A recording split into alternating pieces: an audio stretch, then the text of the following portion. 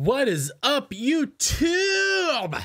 It's your boy, Jeremy Warman, and I'm coming at you with another episode of Milf Manor. God, why am I still watching the show? It really does feel like nothing actually happens. It's just drama, drama, drama. I don't know how to review it.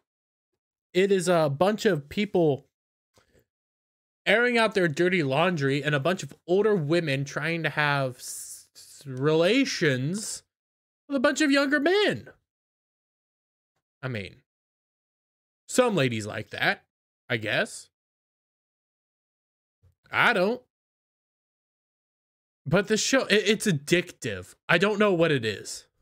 Maybe it's the what's the word?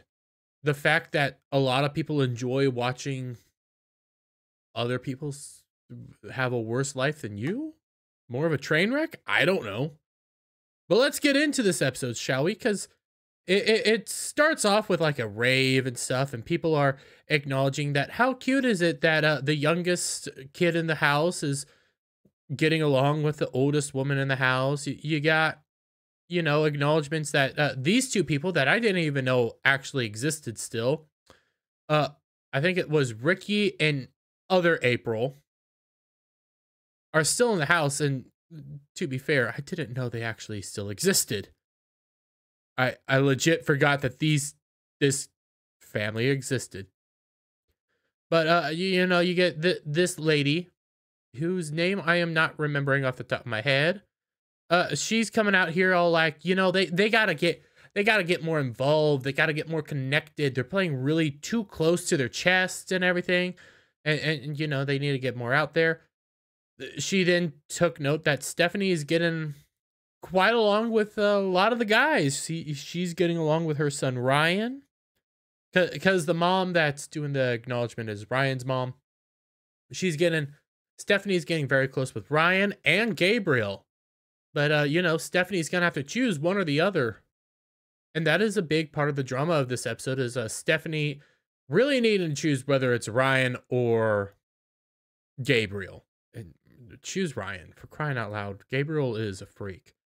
You know, they're getting close. They're chit-chatting. You know, they're doing their whole little at the club, small talk. You know, we're a couple. Oh, hey, yeah, all lovey-dovey, acknowledging people. Then out of nowhere, you know, as they're getting closer, Gabriel takes note. And Gabriel's all like, you know, I really don't like it that Ryan is trying to move in on my territory. I don't like that.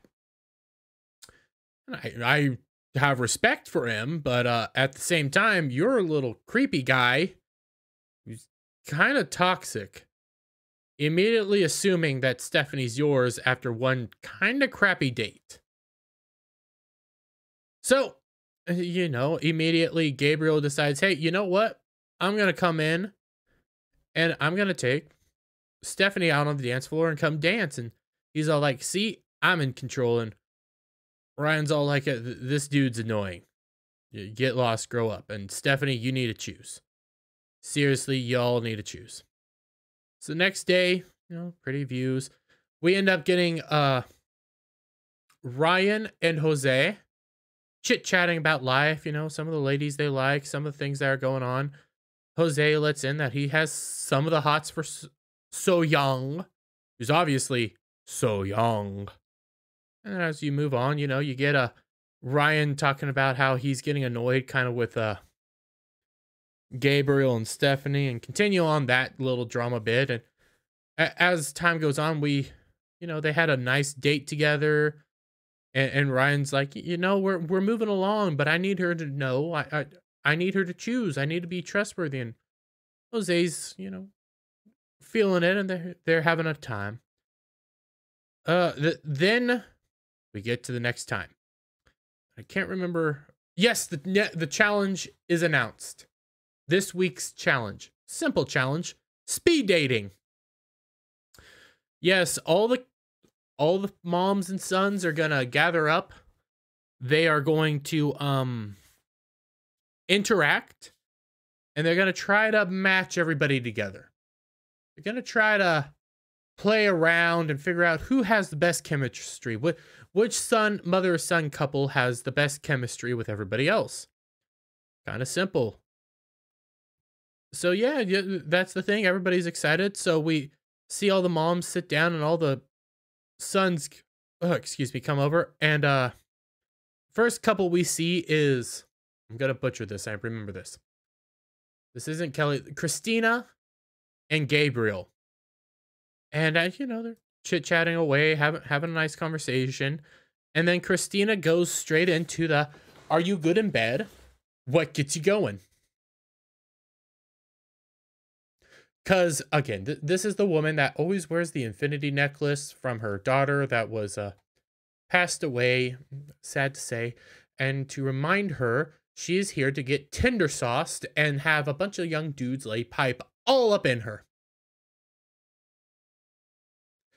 And instead of, slowly getting to know the person, figuring out what they like and dislike, she's straight to, "How good are you in bed? Are you a bust guy? Are you a bum guy? What gets you going? How good are you?" This show, it's so degenerate. It's so disgusting. Gabriel's with his mom saying, I don't know how to respond to that. It was so weird. We're gonna skip along because that's pretty much what it is. We then get let's see, Jimmy and Stephanie together, and Stephanie's asking him like, "Hey, so why are you over here? Why are you here? What do you want?" And Jimmy's, laying it out there what he likes and dislikes, and says, "You know what? I think you have soft skin. I think you're kind. I like your ankle bracelet. I like your toe rings. I really like feet." And just starts talking about feet in a disturbing way. We then get So Young sitting down with Jose. And, Jose has a lot of chemistry, has a lot of charm to him, can just connect with just about anybody. And that's pretty much what happens. All the women just gravitate towards him, and he's a talker. He's a player. He knows how to chit chat with the ladies and get them all going and knowing. And it's what's happened. All the ladies just fawn over Jose. We then get Ricky talking to a Hat Lady. We're gonna call her Hat Lady because I cannot remember her name off the top of my head. And she's all like, "You know what? I could really get down with Ricky. I really could get down with Ricky because we're both from Detroit. We've both grew up together. This could work. The problem is Ricky's very reserved, doesn't interact, doesn't talk much, and that's one of the problems that starts picking up is like Ricky sits down with a Christina. No, this is Kelly. He sits down with Kelly, Disco Mommy, and Disco Mommy's asking a bunch of questions, and Ricky doesn't really respond. He's just too reserved. He doesn't talk much. Let's see. Who else? Same with this April, other April, the oldest April, and he's all like, "Yeah, I don't, yeah, yeah." Does not really talk much. I think this is still in the coming up.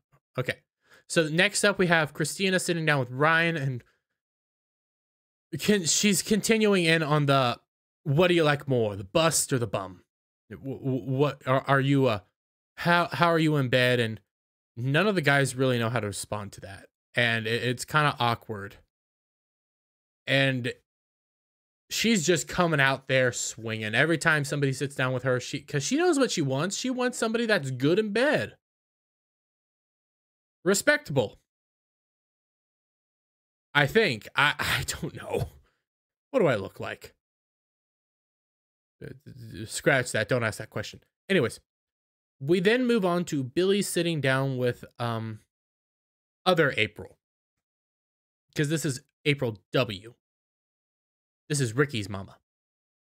And chit-chatting begins, and Billy already isn't much of a talker, but he has a dry sense of humor, so he's apparently connecting. She asks, "How do you like to kiss people?"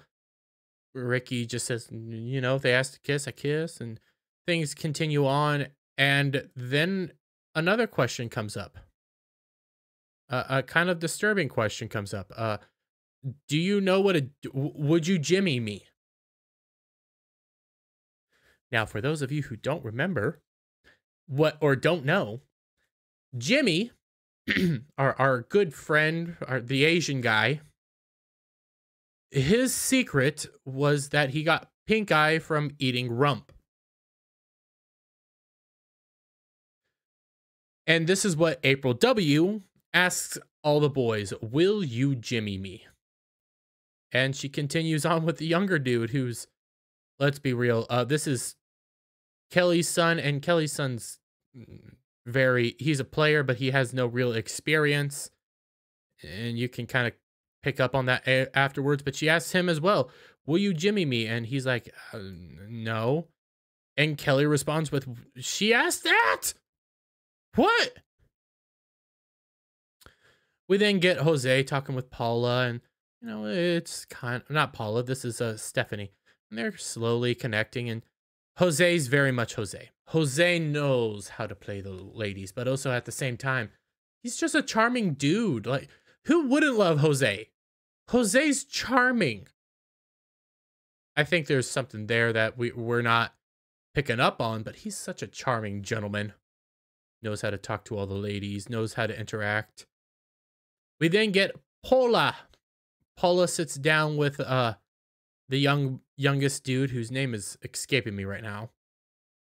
I really don't remember his name. And they're chit-chatting away, they're having fun.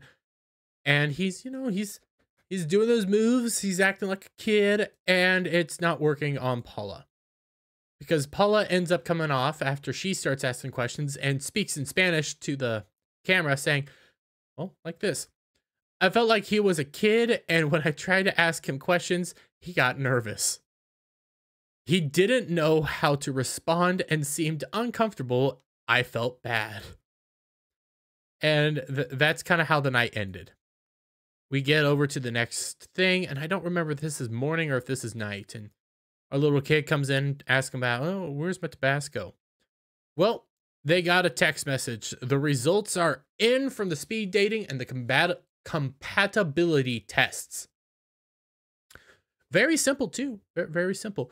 The winners of the compatibility test, the couple that is the most compatible with everybody else in the household, is Jose and Paula. Now, let's be real. Of course they are. Paula, the two most attractive women, in my personal opinion, in this whole game are Stephanie and Paula, our Latin lovers. And the Jose, I mean, I'm charmed by him. He has this charming personality, this ability to just talk with just about anybody, about anything. And Jose's just connects with everybody. So they connect with everybody. They have the highest compatibility test. Well, turns out there's a couple that are the lowest. And the lowest compatible couple will be sent home. That's right. New twists, new changes in the game, and to be perfectly honest, I'm shocked that everybody else was shocked. Well, let's be real, they knew what was coming. In order to win, you got to send people home. So yes, the most uncompatible couple will be leaving. Everybody's kind of scared, like this is a whole new level. This is unfair. This isn't right. This is scary. The couple that gets sent home is Ricky and April W. Yep. Quiet Man and April W, the person, I guess, who wanted her rump ate? I don't know. They are being sent home. They're actually kind of upset about it. And, let's be real, they're overacting. But everybody kind of takes note of it and is like, well, yeah. I mean, come on, they haven't been trying at all. You haven't even been trying to interact with any of the dudes. You haven't been pushing yourself or trying to do any of that stuff. So yeah, you got sent home. But now this also further emphasizes that, hey, you actually have to try to interact with everybody. We then get some overacting and people saying, yeah, we're not that surprised that they got sent home. I mean, come on. You get them packing up for the night, and they're like, "Yeah, it ain't the end of the world. It's sad, so sad, but we just weren't here meant to be here. So yeah, bye, bye, Felicia." Next day, we have this lovely lady whose name is I'm not even remembering, going on a date with Jose, and they're interacting, and it's not a big date. It's one of those like, hey, let's chit chat a bit, let's learn a bit about each other. Hey, what do you like? What do you want to know more about? What's your thoughts on an older woman's body? Yeah, yeah. Because Jose's very compatible with everybody, it kind of goes off without a hitch. They're all happy, drinking the night away. Paula's very shocked that anybody's like him, but Ryan's also given the blessing that, hey, you know what? You're good for my mom. Anybody here that could get my mom is Jose. And Jose's very charming. Let's be real. Then we get Stephanie and Gabriel interacting some more, hanging out in a hammock, having fun. Gabriel's smoking, playing around. And then as the night continues, they see Ryan, and Ryan's taking note of how they're interacting together. And Gabriel lays it down that, hey, if you invite Ryan into this hammock, I'm gonna leave. So now we got a love triangle going. We've already had this love triangle going, but this week it gets spicier. So as we come back from our little break, we end up getting some things laid out. I'm trying to figure out when do we come back. So things get laid out, and there's a bet that gets made. Trying to get there just right. Okay, before we get to the bet, we come back, and this is before the bet gets laid. Kelly and Billy are getting more connected. They're getting very connected. And they're going to have a spicy little date together. But they're trying to figure out, where can we go to have the spicy date? Because, I have a jacuzzi, I have the spa all up in my room. But the problem is my mom's there, and this comes from Billy. So the idea is we'll go to Paula and Jose's room and use their spa. The problem is Paula and Jose's spa and jacuzzi are actually broken, and the heating device doesn't work. But they're going to risk it for the biscuit. They're going to go all at it because they want to plow. Now we get the bet. So Ryan comes up to Stephanie and lays down pretty much an ultimatum, saying, hey, you're going to have to choose. You're going to have to choose between me or Gabriel. And in order to do that, I'm going to lay this out. You got to wake up at 5 a.m. tomorrow to spend some time with me. Then you can go off and play around with Gabriel all you want. Or, counterpoint, you can not wake up at 5 a.m. And if you do that, you can't see Gabriel for 24 hours. Now, there's some thoughts that go through my mind when this gets laid out. On one hand, yes, this is a very controlling move. This is a move to make her make a choice, which she kind of needs to do. And this is a move that kind of a prick would make. On the other hand, Gabriel is a freak that I'm convinced is gay and is also kind of insane, for lack of a better term. So part of me is like, you know what? Yeah, lay this out there, because she needs to make a choice. If it's you or if it's Gabriel. Suffice it to say, stuff happens. So we then cut back to Billy, who's setting up all for the lovely date. The bet gets laid out there. Simple enough. Gabriel doesn't like the fact that there's a bet. Hey, because he doesn't like the fact that Ryan's moving in on his territory. But I already laid it all out there, and bet's been accepted.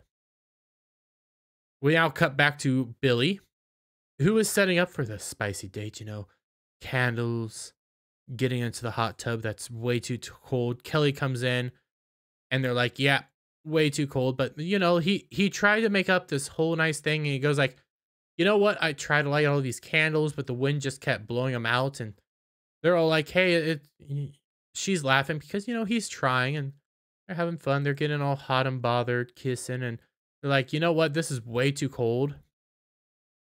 It's not blowing out the hot air. So they're gonna risk it for the biscuit. They're going to his room. So they go into his room. They're having fun. Billy's all like, you know what? I like the fact that she fell in. She's laughing. They're having fun. They're getting connected. They're drinking a fudge ton. And as they're getting closer and closer, Kelly's like, you know what? Let's go in the sauna. Let's have some fun in the sauna. They hop in there, and you know what? This is a good combination. Kelly is kind of fun. She ain't my type, but she is kind of fun. And as they're getting all hot and bothered in the sauna, Ryan walks by and takes note that, hey, they're in the sauna. You know, they're getting all hot and bothered. Takes a sip out of his drink, walks into the next room where Stephanie, April, and Kelly's son are hanging out. Oh yeah, because these two are becoming more and more of a couple. Ryan comes in and is like, "So what are they doing in your sauna, huh? What are they doing? You know, setting it out." And Stephanie's all like, "Wait, they're in my sauna? No, Kelly can't be in there. You know that this is wrong." And the boys start trying to stop her, and she's like, "No, this is not acceptable. I will not let her corrupt my Billy." And then we get it coming up. So she gets in there, and she basically tells them to get out of there, stop it, bad, and they kind of blow her off. So and Kelly comes out and is like, you know what? No, tonight we're going up a notch, and tonight we're getting hot, we're getting bothered, and we're gonna be sleeping in the same bedroom, in the same bed, and things are gonna happen. And you know what, Stephanie? You're gonna need to stop blocking your son. Ladies, if you know what I mean. So, night comes on, everybody goes to bed. Simple as that. And Gabriel comes into the room to hang out with Stephanie and sleep with Stephanie. So they're getting all cozy and everything. And then Stephanie reveals to Gabriel, yep, she has to wake up at 5 a.m. because she made a bet with Ryan. And then everybody's kind of like, wait, you made a bet with Ryan? You got to wake up at 5 a.m.? And Stephanie's like, Gabriel can't be around you for 24 hours if you lose this bet. And Gabriel is not too happy about this bet. He's not happy that, you know, he might get blocked because of Ryan's bet. So he's like, you know what? No, I'm going to stay in bed with you tonight. We're going to cuddle up and we're going to have fun. As the night continues, this is getting later and later in the night. You know, you get Stephanie, you get Gabriel in the same bed, you know, doing their thing. And the bed next to them, Kelly and Billy are getting hot and bothered. You know, cuddling up and everything and making jokes and stuff. You know, should I grab it? Let's kick it off. Let's do all this stuff. Let's kick them out of your room so we can get all hot and bothered. And as the night goes on, it gets weirder and weirder. Soon, Gabriel, acting kind of like a prick, let's be real. He's laying in bed and basically demands Stephanie to turn off her phone. Turn off your alarm. I'm not going to get up at 5 a.m. And that's stupid. Why did you make a bet? That's stupid. I'm not getting up at 5 a.m. And Stephanie's like, it's not with you, but okay, I'll turn it off. They all roll over. They go to bed. Night continues. They're all, you know, lovely, cuddled up. Billy hops out of bed, kicks Gabriel out, and says, hey, I need to sleep in my mom's bed.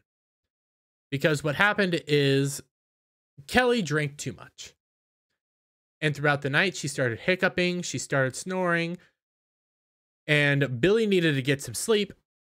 So he had to curl up in his mom's bed because he couldn't do it. Next morning comes around 5 a.m. Well, 5:04 a.m. Ryan walks up to the room, tries to see if Stephanie's awake. She's not, obviously. And Ryan's like, well, I didn't think she was going to follow through anyways. Now here's the thing. Is she going to own up on the bet? Because he stacked the bet in his favor. Clever move. Clever man. The way he saw it is, she woke up at 5 a.m. I got to spend time with you. But if you failed to make the bet, I still get to spend time with you. So I win either way. You're the one that loses. Clever man. Clever Ryan. He knew what he needed to do. Next morning, we have Billy, cleaning up his dishes and stuff. And Shannon, that's her name. That's Ryan's mom, Shannon. See, I got it.